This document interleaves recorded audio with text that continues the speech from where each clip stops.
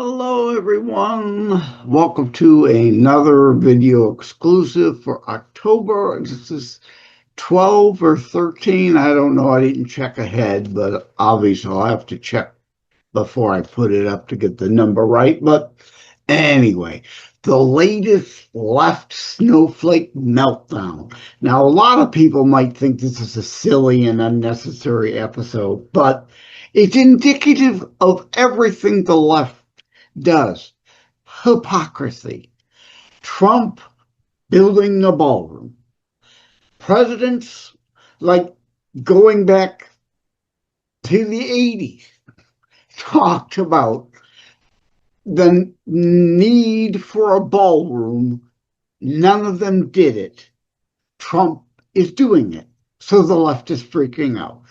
Even Obama is on record as stating he would have liked to have added a ballroom so that everything didn't have to be held outdoors like a big event. I don't remember which one it was, what all was involved, but Obama had a big, huge tent put up outside on the White House lawns and had a big event, and people were complaining because, of course, they apparently didn't have proper planks put down or temporary stone put down, and people were walking over the grass and sinking into the mud. Okay, a ballroom solves that.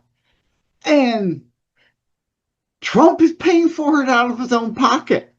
Now, you might have a little bit of a whine if you were at all, like I have been forever, an actual conservative and concerned about deficits and debt, and said so ever since Ronald Reagan years. I have been consistent. Democrats and Republicans, too much deficit and debt additions. I have been consistent.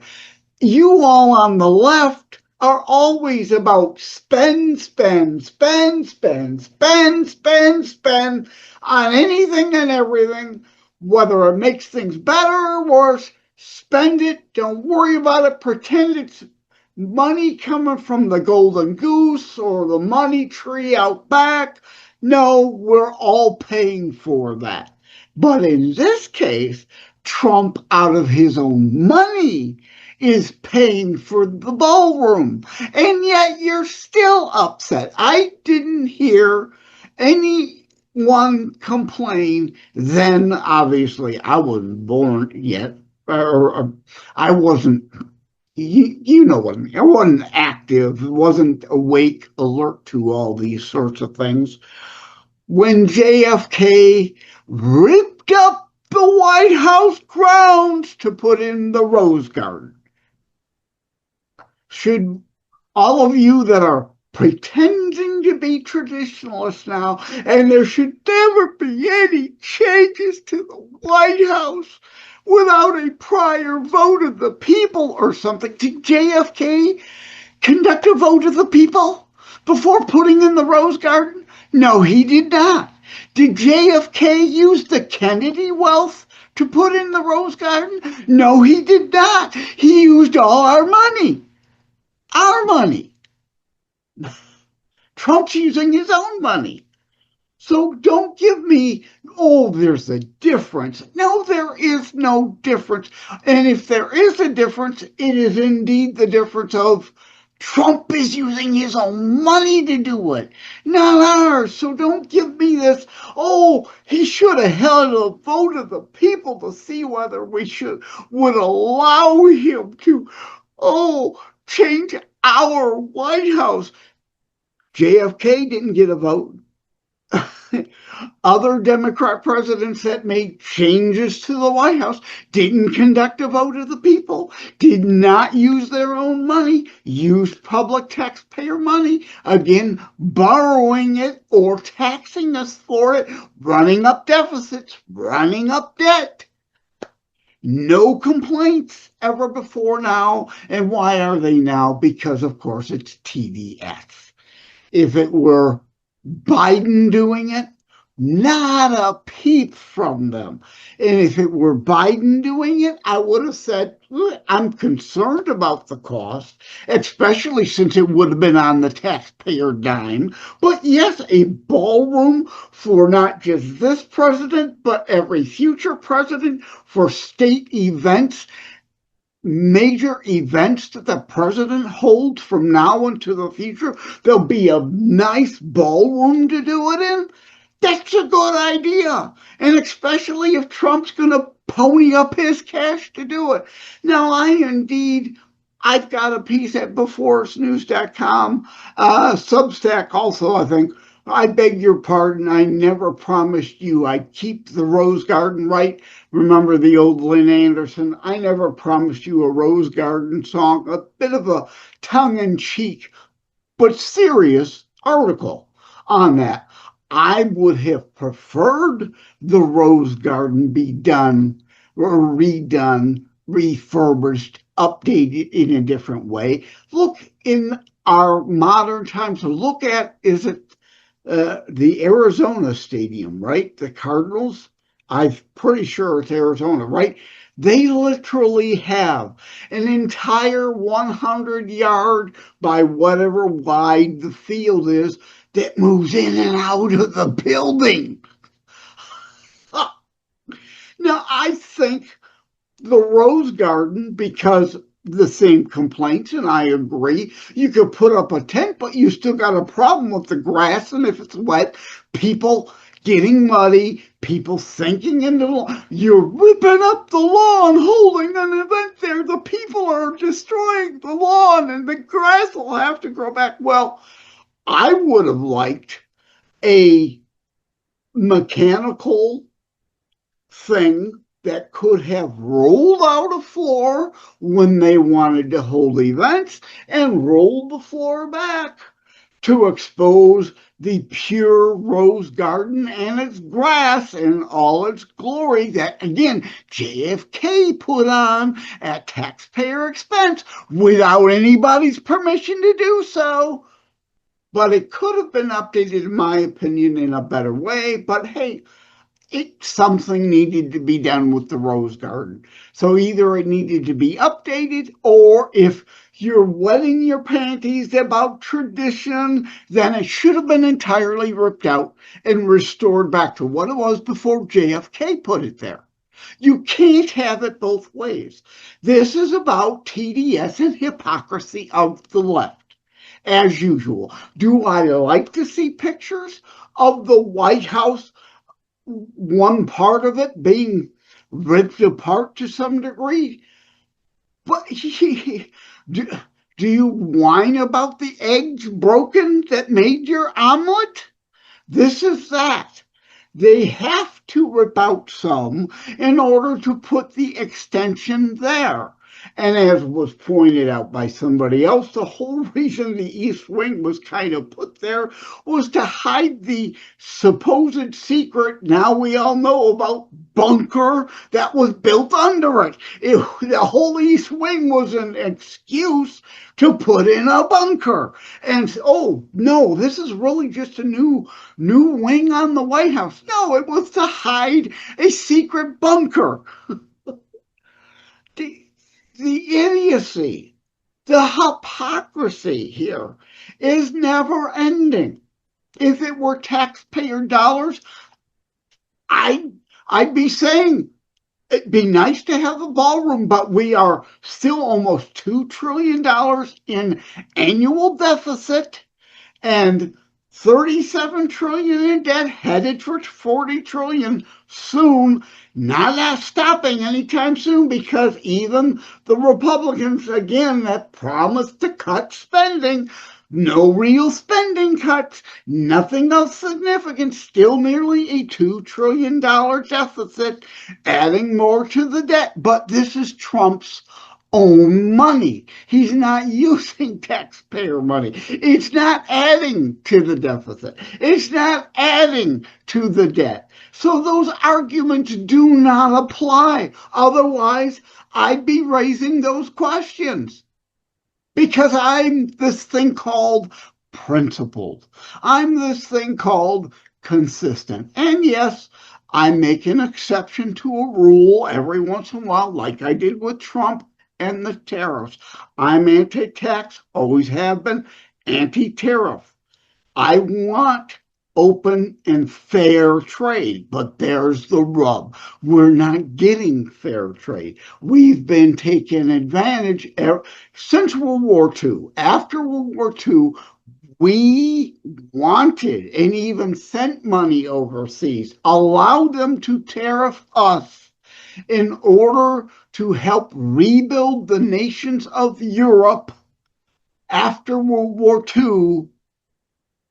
But when does that end? It's been 80 years now. Enough of them getting the favor, enough of them taking advantage of us, enough. America first is not America alone or America only, but we do have to look out for ourselves.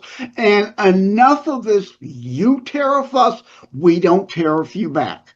Fair is fair.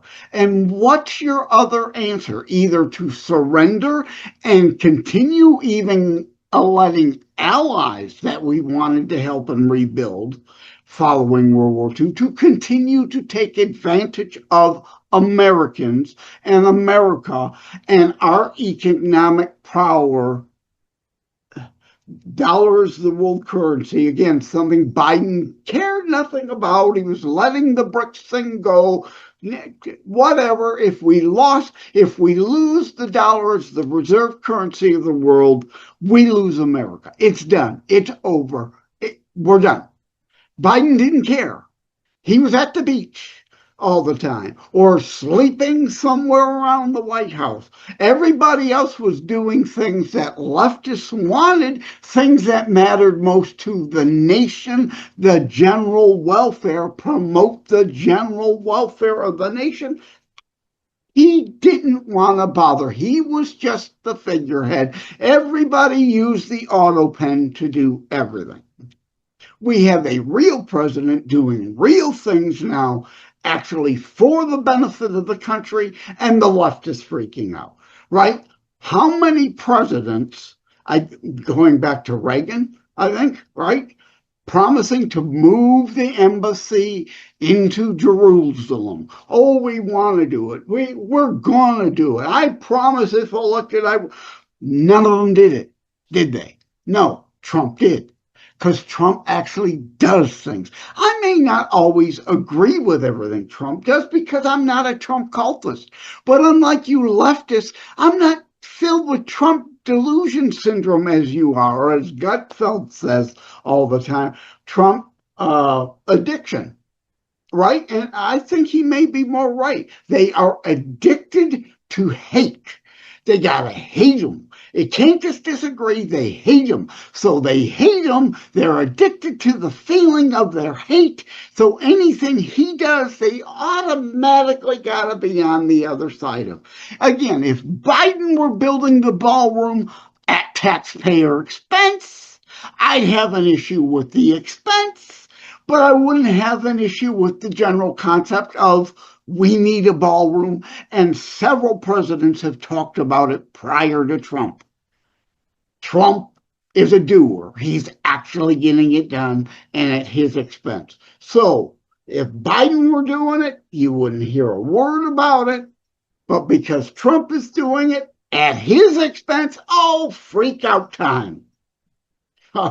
So ultimately, again, it's not about the ballroom. It's not about the Rose Garden. It's not about JFK doing that with the Rose. It's not about Obama changing the tennis courts to basketball courts, right? Which is probably a pretty low cost, but still it was our money that he used. Did he get permission? No. So that it was a low cost thing versus a big is offset by we're not paying for it. Trump's paying for it. Obama would have done it too. He had the resolve to actually do things that he talked about and promised, like a ballroom, so that this nation is not looking like a third world nation compared to some other nations who have grand ballrooms where they hold events. Hypocrisy, right? That's all it is. Hypocrisy, TDS. But it's not even about this. It's about everything. The left snowflakes melt down anytime anything Trump says anything, and worse if he actually does something. No principles, no values other than their acquisition and keeping power. That's all the left ever cares about. So anything, this isn't just Trump, right? They called GW Hitler, they called Reagan Hitler, any Republican Hitler. They don't want to be a dictator, blah, blah, blah, blah, blah. It's the same crap. Republicans control Congress during Clinton. Oh my God, it's the end of the world. They're going to destroy America. They want to cut everything. No, we don't want to cut and destroy everything, but we do want to get back to the republic we're supposed to be constitutionally limited and working the federal government within the bounds of the Constitution again and return everything to the states as it should be. My state shouldn't be paying for your state stuff, and your state shouldn't be paying for whomever others state doing stuff. FEMA, FBI created because crime can cross borders. That's the only time the FBI is supposed to be involved. The EPA, created by Nixon, made sense when Nixon created it because weather and pollution and whatnot crosses state borders. So you need an EPA to deal in cross-border disputes. But that's supposed to be it. But like everything, anything that's created at the federal government level quickly becomes federal edicts over all. Controlling the pond in your yard, declaring it a wetland, is not not a legitimate use of the EPA's created authorities and powers under the Constitution. It is way over unconstitutional, way over and above the bounds, trying to declare because of the Treaty of the Seas. There's no room for that in the Constitution. So the EPA had a place, still has a place, if we put it back into the 5-pound bag and stop the 12 pounds of you-know-what that's overflowing out of it. The same with all these agencies created at the national level that then get ballooned out of control and become deep state leftist controlled, growing government. Spend more, grow more authority, more power, more control over we the people.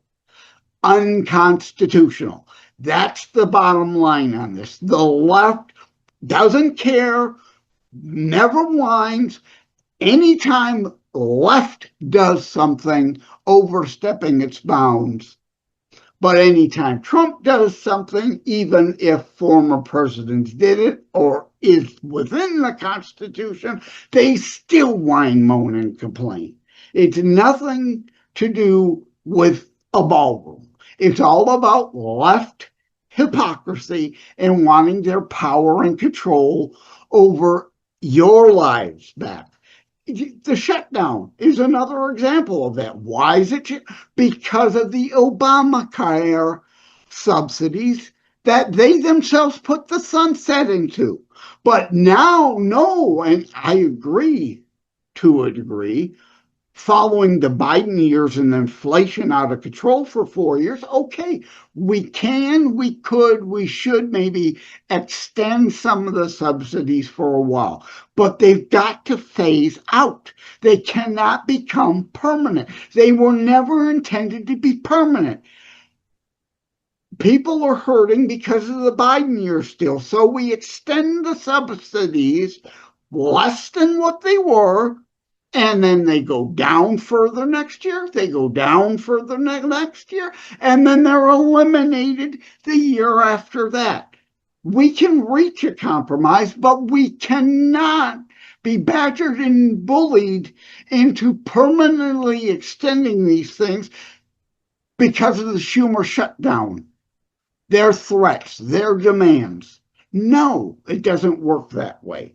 We cannot allow it. Enough of the leftist hypocrisy. Enough of it. We're done with it. We're through with it. It's time things get back to the Constitution limited republic we're supposed to be.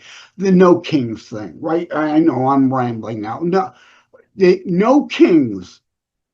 What it's really about, and I've got a piece up on the Forge News about this, what the no, or is it Substack? I forget which. I have it. But what the no kings thing is really about with the left. Our founder said no kings but King Jesus. And that's what it's really about. What they really are rejecting is Jesus, Christianity, our Judeo-Christian ethos foundations, yet again under attack by the commie, fasci, sociocrats.